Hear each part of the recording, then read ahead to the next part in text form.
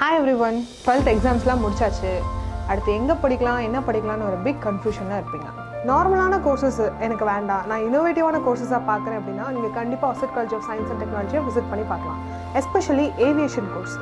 நீங்கள் 12th physics, chemistry, maths இந்த சப்ஜெக்டை கோர் சப்ஜெக்டாக படிச்சிருந்தீங்கன்னா பிஎஸ்சி ஏவியேஷன் எடுத்து படிக்கலாம். கம்ப்ளீட்டாக டெக்னிக்கலாக படிப்பீங்க. மற்ற குரூப் எடுத்தவங்க நாங்களாம் படிக்க முடியாதான்னு கேட்டிங்களா?